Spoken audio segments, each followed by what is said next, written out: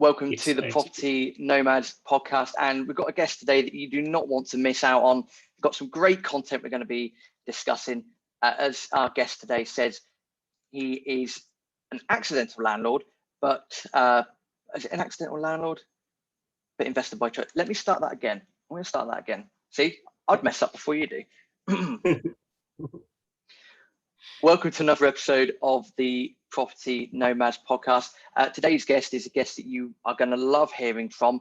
He's lived in a multitude of countries, invested in a lot of countries, and we're going to be talking about the principles and comparisons of international property markets. As our guest says, he was an accidental landlord, but an investor by choice. I love that line. Ladies and gentlemen, Lukasz Bryzyski. Hopefully I pronounced that surname right, Lukasz. Welcome to the show. Yeah, pleasure to be here. Thank you very much. Thank you. Thank you, Rob. Just laughing off air because I tried doing the previous intro and I absolutely butchered it. So second time lucky for this one. So we've got quite an interesting background. We'll deep dive into that in a minute, because at the time of recording, you are based in Poland.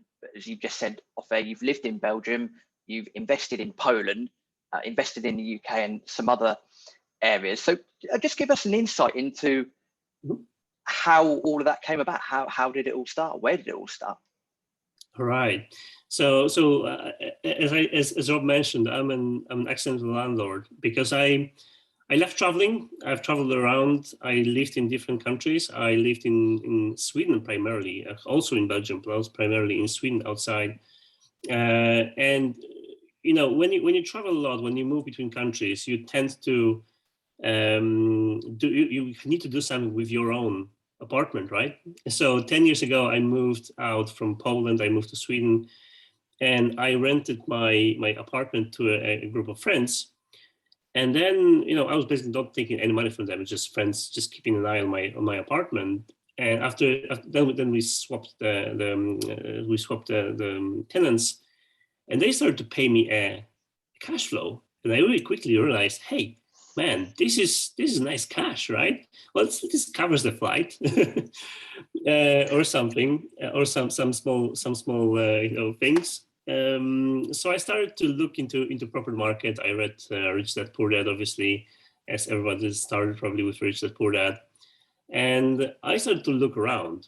I looked at Sweden, I looked at UK, as you know, I was just comparing different markets at that time. That was 10 years ago, so things have changed slightly since then. And yeah, I tasted some property market in Sweden. It's a very hard market to invest in. And then I realized, hey, if you want to go anywhere with your money, just go to the UK, because this is the market that is probably the most profitable in Europe and the most secure or safe in Europe at that time. Again, it was pre-Brexit, right? Nobody knew with Brexit. So yeah, that's how it all started. And then I started intentionally educating myself about different property strategies and you know, buying the first properties, building a portfolio. Great stuff. And in terms of, try and ask this question as much as I can, because being from the UK, it's sometimes a bit challenging to get a true perspective of what other people think of the UK in terms of property itself. I mean, of course, we're well aware that there's a lot to be done in this, on these islands. But from your point of view, what is it, or what was it about the UK? What makes it so secure for international investors? Mm-hmm. So there are a bunch of a few key areas I think are the most important for me. And as you will probably learn in a minute, I'm a safe investor. I don't like risking too much, or what I call it taking the conscious risk, right? So I don't want to risk too much. So for me, the biggest probably, there are actually two main areas. One is, of course, that this is a quite profitable market, right? So the returns on investments are pretty high on the regular small buy-to-lets and HMOs, because that's my primary strategy. Then the second thing is that it is a regulated market, and the processes and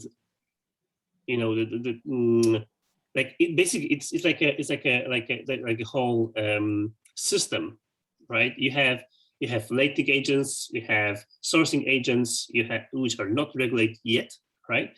Then you have solicitors that pretty much check everything on your behalf. You have you have insurance brokers that help you. You have valuers. You have all the team that can work for you even if you live abroad. And I think that was for me one of the most important, or that was the thing that made this tick, that made this work, because otherwise I wouldn't be able to just invest from abroad. Obviously, I was visiting the sites, I was visiting the properties, I was looking at I was flying over, meeting people, building my team, but without this structure or this mature market, that wouldn't be possible. So high profits, and then high returns, and then a good power team on site. I think there are three key pieces of the puzzle there that you just highlighted, Lukasz. So thank you for that. So I kind of had a guess that might have been the case. Again, just being sat here in the UK, I've invested in the UK. I've not gone out to other countries and tried investing, so I don't really have a comparison. But talking of comparisons, then, how would you say, from your experience, that investing in the UK compares to, say, doing it in Sweden or doing it in Poland? So pretty much everything is different. So starting with sourcing, right? Because you have to find the deal somewhere. The amount of data that is available online is absolutely stunning in the UK. In Sweden, there is also quite a lot of data, but there is far much less available online. I mean, you can dig it somewhere, probably if you study, you can find it somewhere, but it's not on your fingertips, right? It's just everywhere. You can pay £5 and you can go to land registry. You can download all the information you need. You have Zoopla, you have Rightmove, you have comparison, you have heat maps, you have all kinds of crime registry. You have everything online, right? You can check all the data. In Sweden, for instance, there is also some data, but it's not as easy to find, I would say. And if it comes to Poland, we are building, actually, the market is maturing very, very fast. It's a very special market, because it is safe. It is much safer than it was like 10 years ago. I know what people think about Poland in general, but Poland has changed over the decade or 2 decades, like significantly. And we treat ourselves as a Western country. So basically, you have all the systems in place. You have financing. You have access to data, but still, I think UK beats all of them in terms of data availability. Then you have financing, which is another pillar, I would say, of investing, right? There's far more lenders in the UK. I think there's over 2,000 lenders in the UK, right? I read somewhere recently there's almost 2,500 lenders in the whole UK. So the access to financing is very easy, at least for local people. It's slightly harder for us internationals. I mean, it is still available, but typically interest rates are slightly higher because of the risk the lender is taking. But otherwise, and the choice of lenders is also narrower. But financing is available if the deals or if the numbers stack up, you're pretty much safe, right? In terms of financing in Sweden, for instance, it's much different and much more difficult, because lender primarily look at you as an individual rather than as a business. When you borrow money when you take a mortgage in the UK, basically the lender looks at the property, right? Because that's what's gonna finance your mortgage. In Sweden and in Poland, they look pretty much on you and make sure that you don't over leverage on yourself as a person, even if you do it through a limited company or an equivalent of a limited company. They still look at you as an individual and they screen you very hard, very thoroughly, and they make sure that you don't borrow too much. That's what the difference. So the lending is much more scarce, I would say. What else? Yep. Huh? No, go ahead. You have any questions? No. I was going to say that's an interesting point, that other countries are looking at the individual rather than the property and the company itself. I never knew that. I mean, that's quite a considerable difference there, and I imagine for a lot of people that are getting started that might not have financial backing, I mean, that could be quite challenging. Yeah, absolutely. And also like even in in the UK you have those multipliers, right? So that, for instance, your mortgage cannot be higher than, the rent has to be higher than the 1.25 of your mortgage payment, right? So those are much stricter in different countries. So although at the same time, since all the countries are all the governments are pumping so much money into the market right now, obviously the money has to go somewhere, right? So I believe that the lending scene will change a bit, or will be much more friendly, because people will need to do something with the money, and the money will end up probably in property or in stocks, right? So probably will be one of the places where the funding will go to. Yeah, I think that there's going to be a lot of pressure that, again, it's probably what people don't realize or see, but I imagine there's a lot of pressure from the Bank of England, putting pressure on the banks to create this new money, new currency, however you want to say it, to then, I'm going to use the word prop up, because I think that's just what's happening. I mean, there's no, don't get me started on modern monetary theory. It doesn't work, but I'm sure we'll deal with that years down the line. But an interesting point, well made. It's good to know the differences. And then also, what is also interesting is the whole rules and regulations. That's also a big difference, especially compared to Sweden. Sweden is a very closed market. Like, the government for decades was protecting the property market from speculators, and there were even regulations like you cannot sublet your apartment, right, to for a higher rent than you pay for, right? For instance, or like 10% more than you pay for the apartment, and the whole idea of housing associations, which is very popular still in Sweden. This changes a bit, but still, for instance, when you buy a regular apartment, you don't buy it in your own name. You sort of buy like a share in a housing association, which means that you are obliged to fulfill all the regulations, and you can't sublet your apartment for longer than X amount of months, for instance, which means that you can't like buy 10 different apartments and then sublet it, because you're not allowed to, right? Your housing association will block it. As I said, the market changes a bit, so they lose in the regulations slightly, but still the vast majority of the market is actually quite protected. So this is not the market.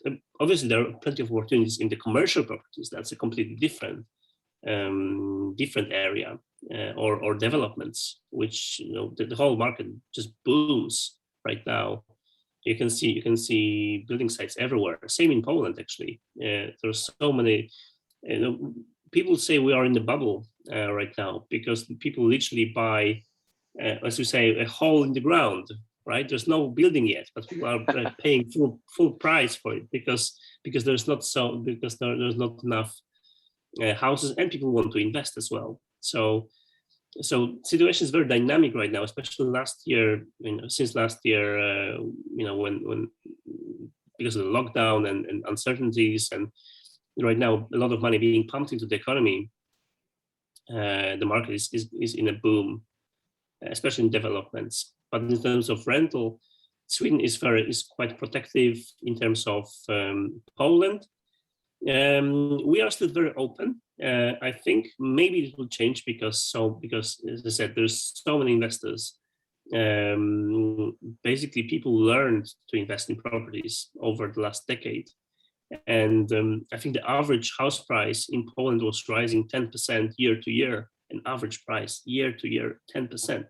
So it's going very, very, very fast up in prices. Well, in terms of UK, UK is a mature market, right? You have HMOs, you have regulations, but also you have things that protect you, like Section 8 or Section 1. I know they're slightly loosened right now. We don't know if those temporary changes in those laws will hold after pandemic or not. I think they'll actually keep them because it's going to be hard from the political standpoint to reject the benefits that were taken from tenants. But we'll see. Time will show. Anyway, the property market in the UK is much more regular, much more structured, and much more protective for the landlord.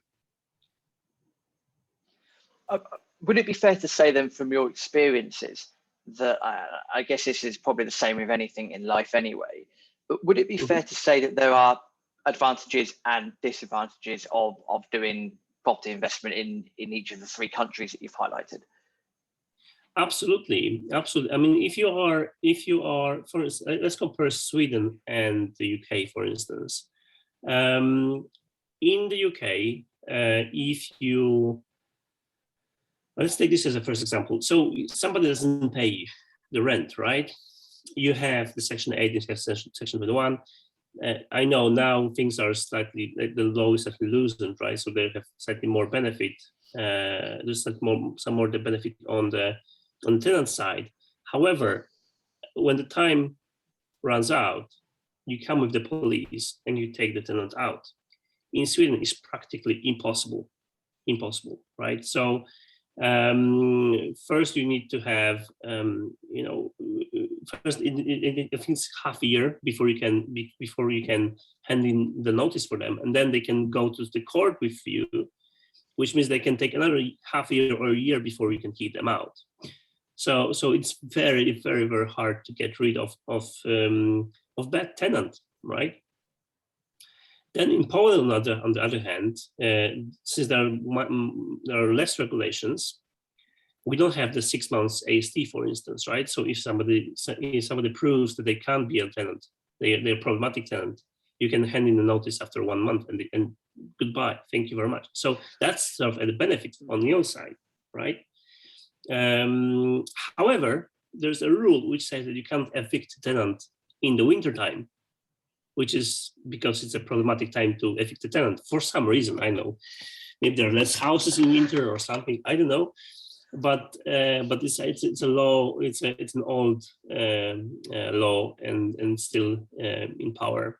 So it's hard, but there are pros and cons. I think if you are creative, you can find many more good deals in Poland because of there are less regulations.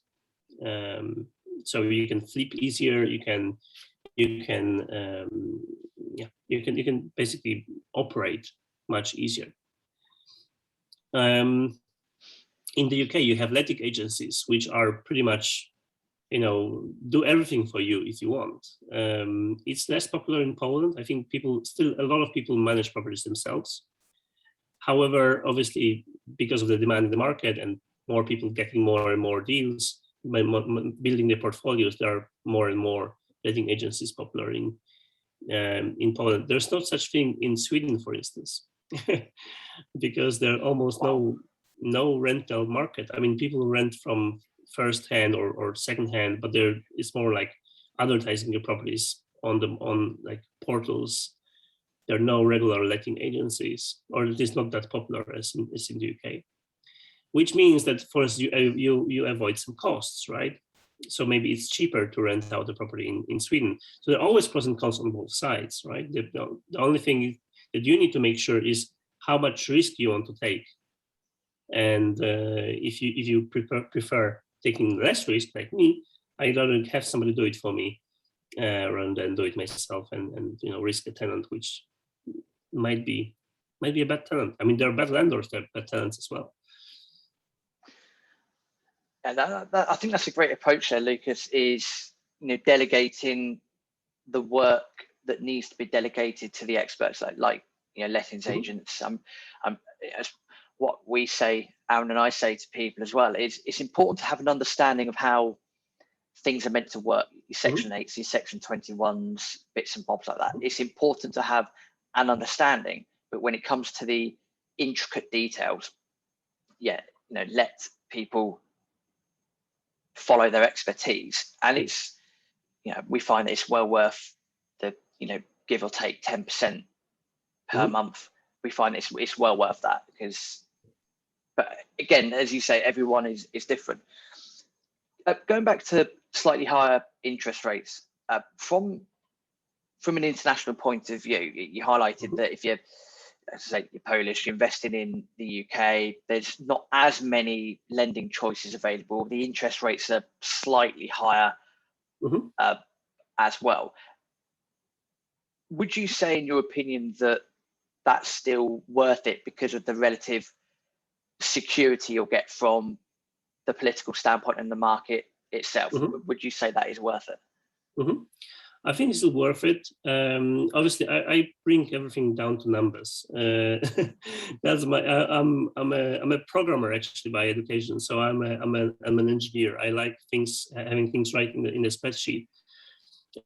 So I think as long as spreadsheet works, it's fine. When I'm saying we have higher interest rates, I'm saying right at the moment as we speak, right.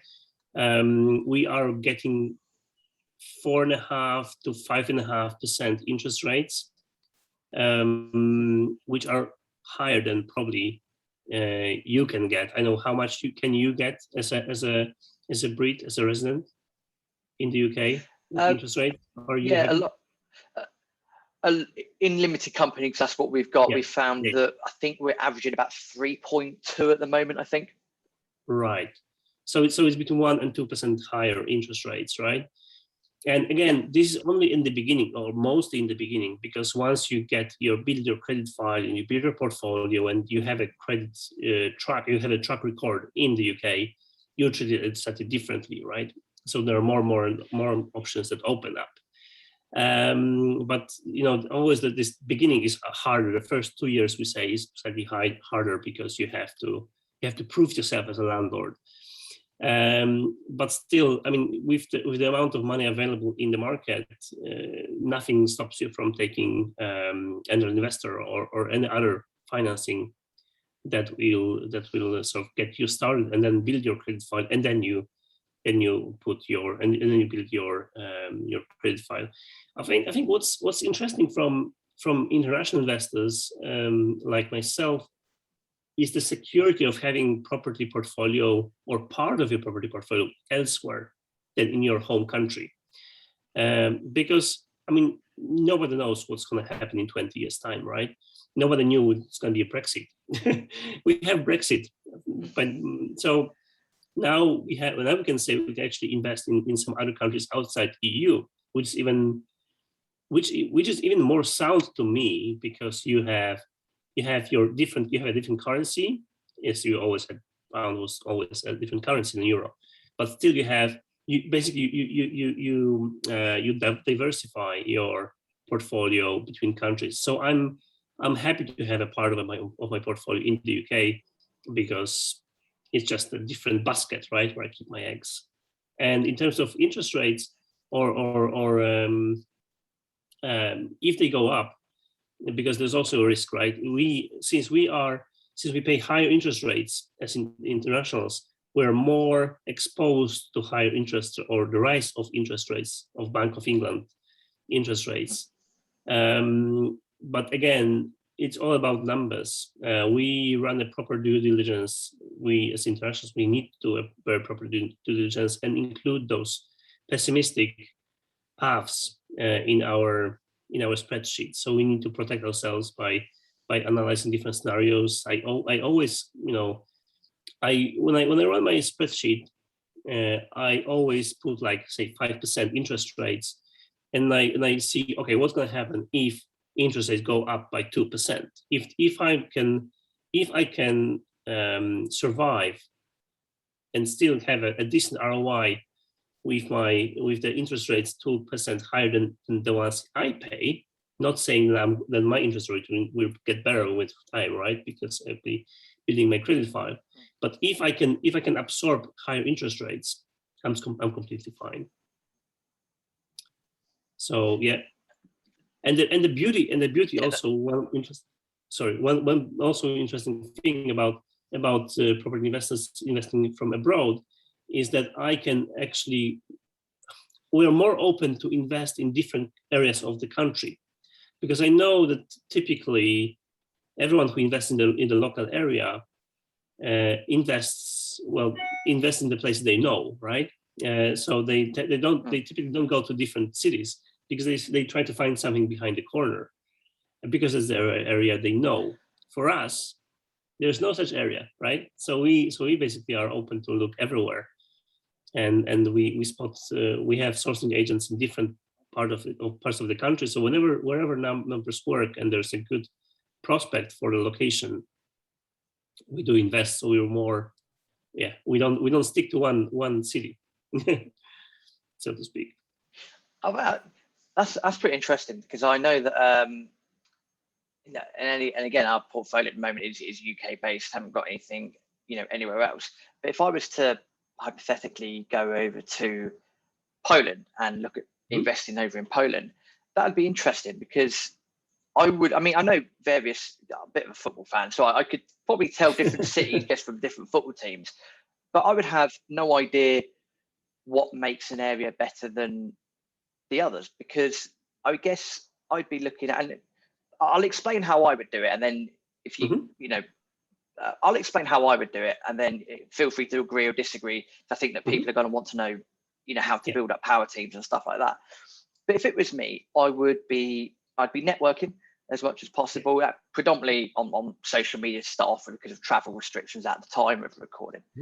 So I'd be networking, I'd be doing some basic research, and then when it comes down to picking an investment area, I'd still be looking at fundamentals. What does it have?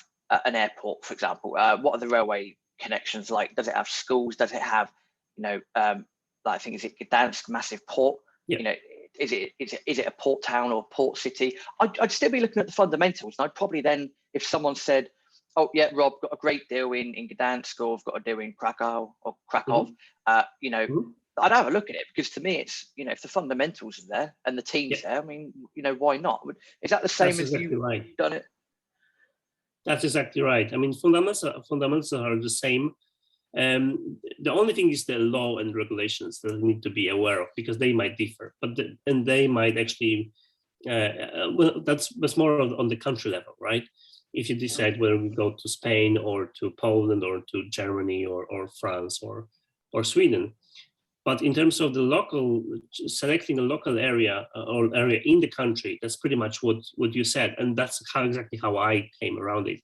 I was networking a lot on Facebook, talking to people, getting calls, getting Skype calls, taking recommendations for different people in their power teams. And then finally, I established a team over there, and I'm getting deals. And that's exactly, and then basically when I'm I have a full, maybe an hour-long process where I go for different fundamentals. Okay, so what is the demand in the area? What is the supply in the area? Is it a growing city, or is it a bad place that nobody wants to live in, or people move out essentially? So is the city growing? Is there enough sort of major businesses around that can support one or two failing, right? So because it can happen that the factory is closed and the whole city goes bust. So is there enough business around? What's the crime in the area? And that's even more local, right? So if you look at the city, okay, is it like, in the south, is it better or worse? Or is in the city, like, are there new developments in some area? Because probably the surrounding the neighborhood will be slightly better in that area, right? So, all those things are in the grants or in the big investments plan for the area, infrastructure or businesses as well. So all those fundamentals are exactly the same, and that's when I speak to my Swiss friend. He's investing in Switzerland. The fundamentals are exactly the same. So principles, location, networking, finding the place, finding the people, finding the finance, and pretty much it's the same everywhere. Perfect stuff. It's probably just looking at the sort of prior questions. I don't normally make many notes, but looking at what you've covered, to be fair, Lukasz, talking about differences between different countries, doing research, building up teams. I think that pretty much covers everything I think people would want to know. I guess if we had to summarize, it would be, don't be fearful of investing in other countries, because it's probably good to diversify that risk just in case, without a shadow of a doubt. And in order to successfully invest in other countries, it would be about doing as much desktop research as you can and taking the time to speak to people, build a team. And I would guess, from listening to other people's mistakes, so hypothetically, if I was going to decide to invest in Poland, it would involve a few trips going to Poland itself, rather than just buying from something you see on the internet. Actually physically go to the country, the area as well, and build up your power team, and at some point push the button and do something. Absolutely. And I also, and I think you mentioned a very important thing, is that you, as an international investor, you have to visit the site from time to time, and before you select the city or before you select the location, go there. What I was doing, especially in the beginning. Now, of course, we are pretty much set. We need to stay. We can't travel that much, but I used to visit different places, like different locations in the city, either on Saturday morning or Sunday morning. All the trash, you can see pretty much where was the party, right? So that was or maybe even Sunday, when when the cleaning, when we didn't clean this, or Monday when they didn't clean the street, streets on Sunday or during the weekend. So that's a good time to visit the sites, look at the people around, if they're in no dodgy places nor dodgy looking areas. But principles are exactly the same.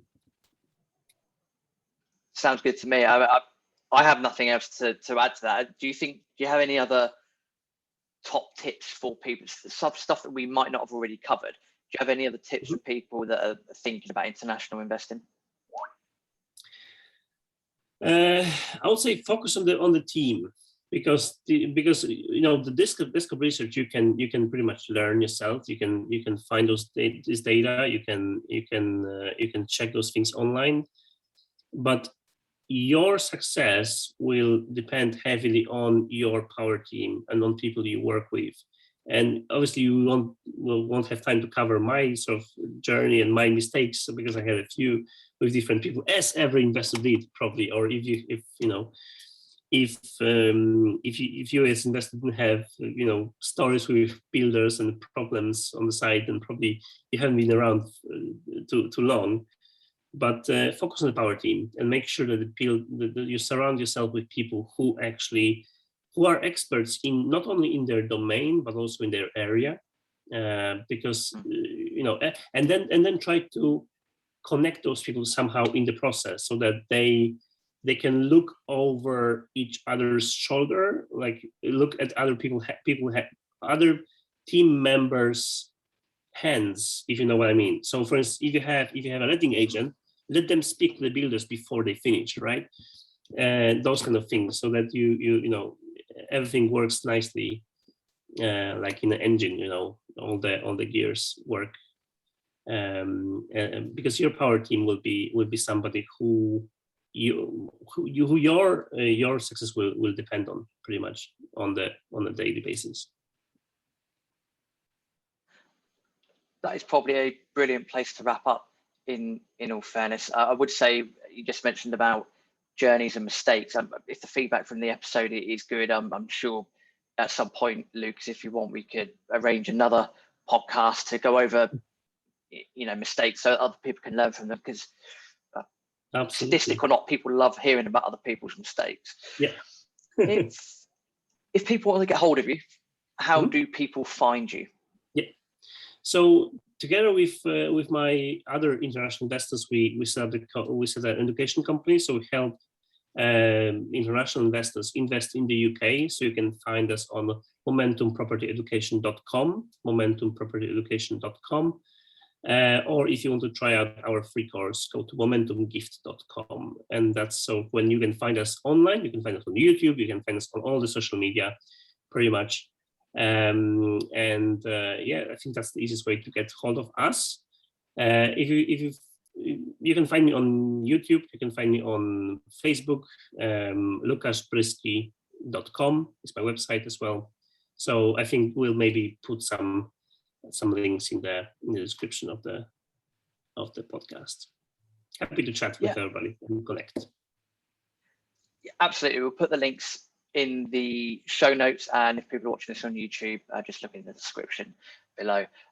Lukasz, a massive thank you for your time. I think there's some excellent content there and a lot that people can learn from. So thank you very much. Thank you very much. Pleasure to meet you. Pleasure to speak to everybody.